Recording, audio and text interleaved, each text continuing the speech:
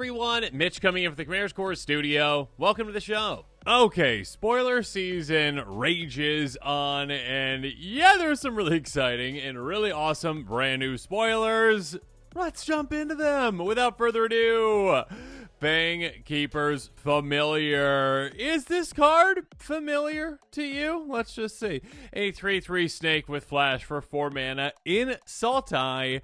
When this creature enters, choose 1. You gain 3 and surveil 3. Destroy target enchantment or counter target creature spell. So this obviously harkens back to, well, a couple of things. I mean, kind of like the charms in a way. You know, the 3 choices, essentially. That being said, of course, I think it was Mystic Familiar or just Mystic Snake? Mystic Snake, I think it is.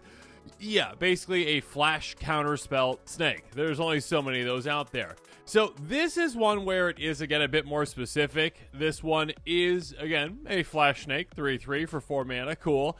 Counter something, but it has to be a creature spell specifically. But that being said, you get more options, obviously. Again, destroy an enchantment. So if something's already on the board that's a threat, it's an enchantment, good for you. Get rid of it. Or, sure, I mean, you know, gain some life. I mean, life gain, you know, shenanigans can happen, obviously, with that. More importantly, though, surveil 3. That is some great card selection for you. And also, again, potential card usage, extra card value, even some card advantage, potentially, if you got ways to utilize things out of your graveyard, like, you know, flashback, etc., or delve, you know, extra value. So, yeah, this is a really cool card. It is on ETB. Do keep that in mind.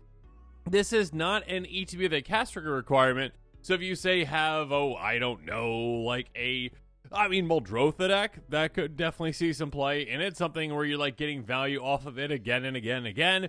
Or of course, yeah, I mean, if you've got a Blink deck. I mean, there's only so many Blink decks out there, I guess, in Sultai, but there are definitely some out there, of course, like Yarok. Oh my goodness, ETBs galore. But being able to really use and abuse this, there's a lot of ways to do it. It's a very exciting brand new Sultai card. I can definitely see a good amount of play in Sultai. I mean, again, it is a flexible kind of modal spell. A modal spell tribal obviously can use it too. But yeah, one that has a lot of applications. On top of it being like, you know, like surprise blocker 3/3. Yay! Good for me. Moving on. Zurgo Thunder's Decree. A 2/4 Orc Warrior for, well, 3 mana in Mardu, mobilize 2, which again means when it attacks, you create 2 tapped and attacking 1/1 red warrior creature tokens, sacrifice at the beginning of next end step. And of course, during your end step, warrior tokens you control have, this token can't be sacrificed. So I did actually, when Morrow had the, you know, teasers, and that was like one of the attacks, I was like, that's so specific and weird. But now it makes complete sense. Like, literally, if Mobilize did not exist, that would make absolutely no sense. And obviously, the very first time we all saw Mobilize, we're like, oh, yeah, that makes sense as to why you're doing that. Because otherwise, just be like, hey, by the way, on your end step, warrior tokens can't be sacrificed that you have. You're like, oh, okay, that's nice, but like, when is that situation going to occur? Well, with mobilizing, obviously, for sacrifice, this gets around that. So, I mean, you know, other ways to do it would be like, you know, Sundial the Infinite kind of shenanigans, essentially, right? This one's more so like, no, don't even worry about that. Just, yeah, make all the warriors, do all the things. Basically, I'm just going to keep attacking, and all of a sudden, you're going to make a ton of warriors, keep building that army again and again and again. In Mardu, of course, you got a lot of attack trigger shenanigans, I should say. A lot of commanders that actually care about extra attacks. I mean, Ishin, gross. But yeah, being able to say, you know what, I get some extra combats as well, and just have some fun with it. So yeah, this is a commander where you can definitely utilize, well, of course, token doublers and tripler. Yeah, have fun with those, obviously. Got a brand new one as well with Elspeth. If you haven't seen the episode on that one, make sure you check it out. But yeah, obviously, doubling up on your tokens can be great, and being able to pump them as well, get some anthems, some extra combats. There are some absolutely gross things that you can do with this, and I'm not sure if there are any ways to use and abuse, you know, hey, your warrior tokens can't be sacrificed, but there's probably some way that I'm not thinking about outside of just with mobilize. Yeah, not being like, oh yeah, by the way, this weird card that would make me sacrifice these warriors for whatever reason, now I don't have to. Good for me. So yeah, it's a very interesting commander. Again, one that's got a lot of different ways to use and abuse it. Ishin, obviously, is a great way to do so. And then, of course, yeah, extra combats. Lots of cool things. It's a very cool card. Moving on. Desperate Measures. Instant speed for a single black mana. Target creature gets +1/-1 until end of turn. When it dies under control this turn, draw 2 cards. I mean, this is like Skull Clamp, but a single instant speed card. It's really interesting because this is quite flexible. It is kind of like Skull Clamp meets Village Rites in a way, but also like mini removal, I guess. Like if an opponent's like Land Rolls is annoying you, you're like, yeah, let's get rid of that. Go away. Yeah. No, it's gone. Goodbye. You don't get to draw cards when you take out an opponent's creature, obviously, because it's like whenever it dies under your control this turn, draw those 2 cards. So it can either be like a very small pump effect that you're like, okay, cool, small pump effect, good for me. Or, of course, more likely, yeah, I mean, not necessarily just like the removal for an opponent's thing, but if you need to, you can. But, of course, it's like a Village Rites, basically. It's essentially one of those, like, okay, like, I either have a free sacrifice outlet in play, like a Viserys here, where I can actually just say, okay, I target this creature. It wouldn't normally get taken out, but like, okay, cool, I'll sacrifice it, I'll draw the card. Or again, if it is like a small creature, again, like one of those 1/1 warriors, you know, a little, I guess Birds of Paradise. I'm thinking of all like the Mandorks. You're not going to take out your own Mandorks typically with these kinds of cards, but if you're desperate, you would. But yes, being able to take out, you know, a token or sacrifice a creature, or again, if you're going into combat and you swing, and your opponent's like, well, I'm going to block this way, and you're like, well, okay, before my creature is going to get taken out, yeah, I'll target it with this. Darn, you get to draw 2 cards. Yes, exactly. So it's a flexible card. It's slight pump, I guess.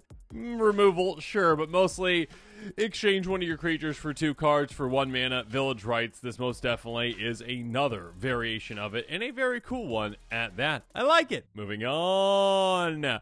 Lie in Wait. Here we go, another Sultai card. Sorcery Speed. Return to our creature card from your grave to your hand. Deals damage to that creature's power to target creature. Now, keep in mind, it is target creature. There are specific decks out there that can definitely utilize a card like this because it's limited to creature. That does limit the power potential of this card. Otherwise, it'd be like, yeah, I got Lord Extinction in my graveyard. Awesome. All right. I'll get it back to my hand and deal 40 damage to your face. And then they would just lose. No. It is creature. Do keep that in mind. It's an interesting card, but yeah, it's pretty specific on what it wants to do. Removal, recovery, big creature, power, decks, sure. Cool. Okay.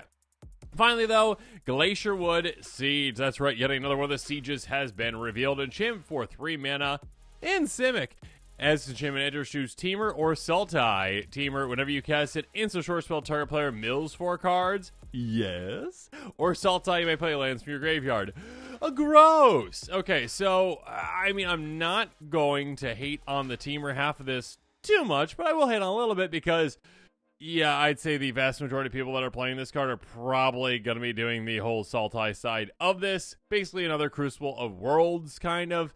And it's just one that, it can be, sure, it definitely can be one that could do both in a deck. If you do have a mill deck, all right, and you're like, okay, whether that's self-mill or they're milling an opponent, that's a good amount of mill. I mean, not when it comes to like trying to take out all your opponents, maybe more so for self-mill, yeah. When you're like, okay, cool, yeah, I cast a miscellaneous instant sorcery, I'll mill myself an extra 4. That's a good amount of value for a self-mill deck. Being able to just get extra free mill on top of that. If you're trying to take out opponents, it's like, okay, cool, I mill you 4. And your other opponents are like, nothing for us? No, nothing for you. I'm milling this one person. And you're like, okay, it's going to take a while. So yeah, I mean, I guess, yes, a mill deck can help to consider it. But here's the reason why mill deck might consider it even more. Because again, yeah, if you're in green, I mean, chances are pretty likely, obviously, you got a bunch of land rep. You might have, you know, some, say, ways to tutor up specific lands, even. You have, like, an Evolving Wilds. It's like, oh, okay, yeah, I've got Evolving Wilds. All right, I just happen to have that turn 1, whatever, sacrificed it. Great, it did its work. Yeah, Glacierwood Siege, like, yeah, I like the mill aspect of it, but you know what? Instead of that, I'm just going to have this come to play. I'm choose Sultai. And now I just permanently will never, ever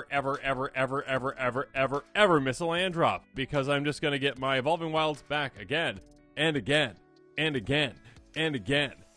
Yeah, basically, any kind of a fetch land is incredible with this. And of course, we're getting more and more fetch lands these days that are even budget-friendly. Escape Tunnel, etc., etc. But yeah, there's a lot of cool things you can do with this. So obviously, I would say, yes, mill decks can consider it, of course. Especially self-mill decks. But yeah, Landfall, definitely considering something like this. Or just one decks that, again, like, if you have Crucible Worlds in your deck, you're probably considering this one as well if you're in this color as well, color identity.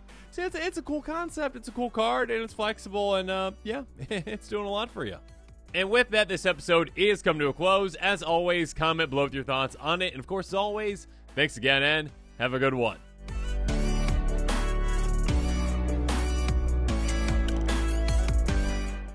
This show and episodes like this one are possible thanks to viewers like you. If you're looking for an easy way to help support this show, make sure that you like, share, and subscribe. Also, hit that bell notification icon so you don't miss any new episodes. You can also go check out our playmats and other merchandise at thecommandersquarters.com. Another easy way to support this show is with our TCG player affiliate links. So whether you're buying a deck or individual cards, you can use this general link right here or one in the description. And the final way that you can support this show is by supporting us directly by becoming a patron. There are many benefits to being a patron, and I truly couldn't do this without all of their support.